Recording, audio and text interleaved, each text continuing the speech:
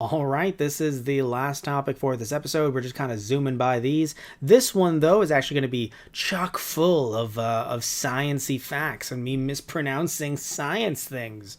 That's going to be awesome. So apparently, actually, we should first note this. If you don't know what Detective Conan is, in the U.S. it was released as Case Closed, brought over by Funimation. Funimation didn't warrant the name change. The original company that was behind it thought that it would be better to release it as Case Closed instead of Detective Conan. I believe due to potential thoughts on trademark issues with Conan the Barbarian. Unsure about the legitimacy of those rumors, but there were name changes, not just to Case Closed, but also some of the characters like Shinichi was named Jimmy Kudo. Also looking at, I don't remember her Japanese name, but the potential, you could argue, love interest, female protagonist was changed to Rachel.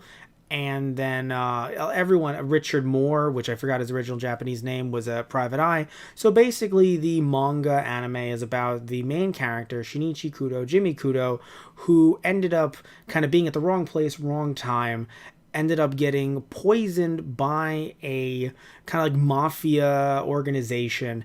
And in getting poisoned, they thought they were killing him. Turned out he actually turned into the body of a child. So he was a teenager, 17 years old, I believe, and he turned back into his 10-year-old self, I believe.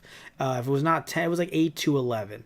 And so he then gets into a wacky situation because he goes to visit his dear old friend, also scientist, also old man, very Back to the Future-esque, who creates all these wacky inventions, very Back to the Future-esque.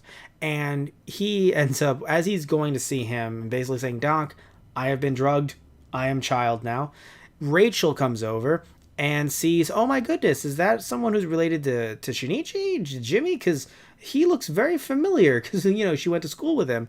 And it's like, oh, yes, this is my, this is his cousin, and his aunt left him here, and I cannot take care of him because I am old man.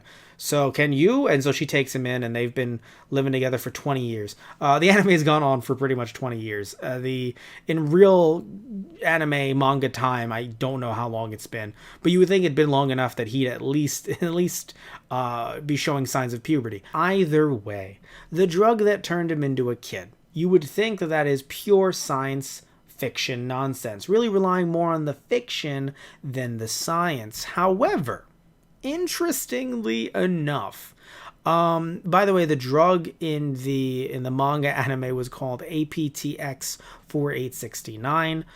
Apparently, a Live Door news journalist sat down with Professor Shigeomi Shimizu, who researches cell biology at the Tokyo Medical and Dental University. And so they thought, oh, let's discuss the science behind this. Again, I would think that it would just be nonsense. They would laugh at it. I don't know if I discussed this on an episode of Keikaku Korner, but there was also a similar situation with the stun gun that he uses, specifically Shinichi, on an older PI to try to, even though the PI is like half fool, half legit PI, and so Jimmy or Shinichi gets the case, immediately. Just snap your fingers. I know who the murderer is. Not always, but sometimes.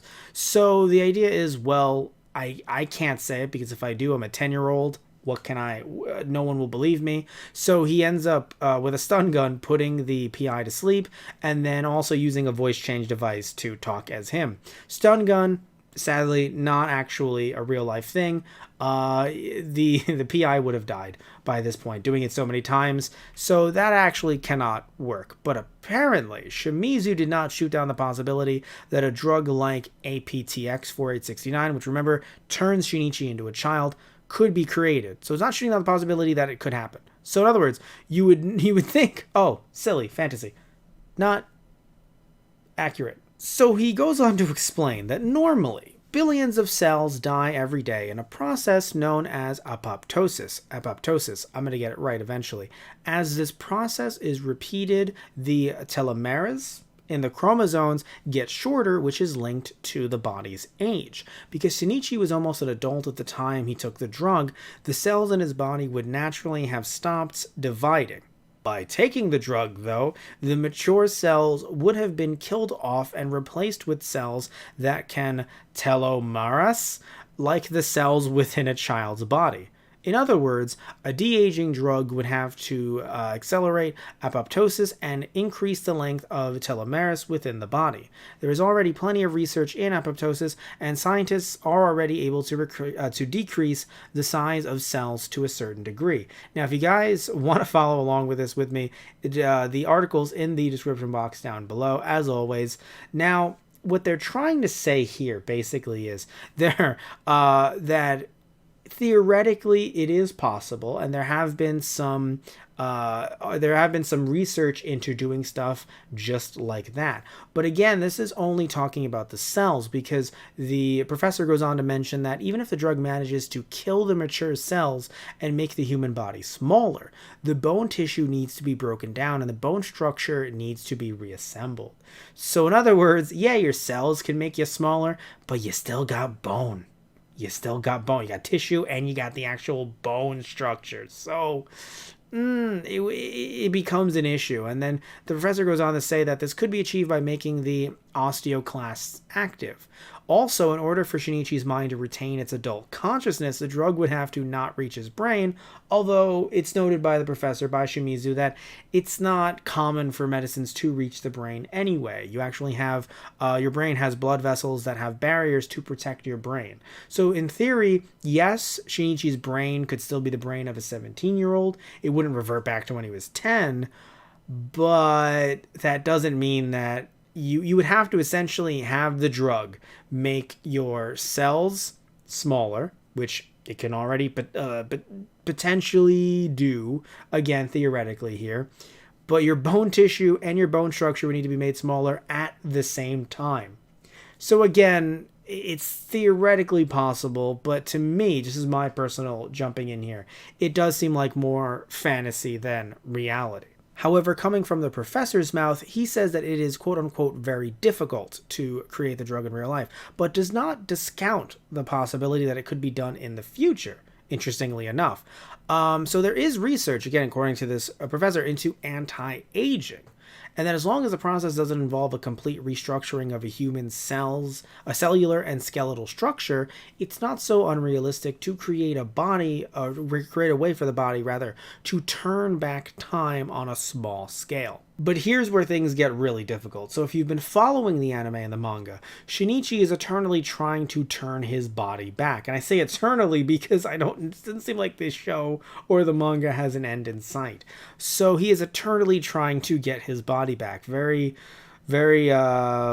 limbo-esque point of view. Either way, that is a lot harder, and not just harder, but practically impossible, specifically when looking at the current understanding of the human body due to the law of conservation of mass. So yeah, and of course it's been hard in the manga and the anime as well for him to get his body back, Shinichi in this case, because we've had situations where he's tried gotten bigger for a little bit of time and then just kind of poofed right back to being a child. So one thing I want to mention before we wrap this one up and wrap this whole episode up is that Shimizu actually praises the scientific research that went into Detective Conan. And I say that that's interesting because of the fact that it's not as if it's like, the author just kind of stumbled into this. No, his Gosho Oyama's younger brother's a doctor. So this research was going on, and they did have conversations talking about the likelihood of some of this stuff in preparation when the manga was being serialized in 96, by the way. Sorry, 94 actually. 96 is when talk of apoptosis was actually starting to reach the general public. So this is something that might have seemed like pure science fiction. Again, very science fiction, but pure science fiction, no potential foot in reality at all. But really, this was just something that was being discussed around in circles with doctors. And, Ayama actually gets kind of the inside scoop a few years before it actually starts hitting the general public. Very interesting. Just very interesting talk. Again, stuff that I'm not super familiar with, which you guys can definitely tell as I'm talking about it, but still fun nonetheless. We all learned something today, really. We all did. Either way, guys, thank you all so much. Love you all. Take care, and tune in next time for another episode of Keikaku Corner. In that episode, might have Tristan around. Also, might not be recording this at 2 o'clock in the morning. We'll see what happens. we'll see what happens. All right, guys. So love you all. Take care. Tune in next time for another episode of Keikaku Corner. All right, guys. So see ya.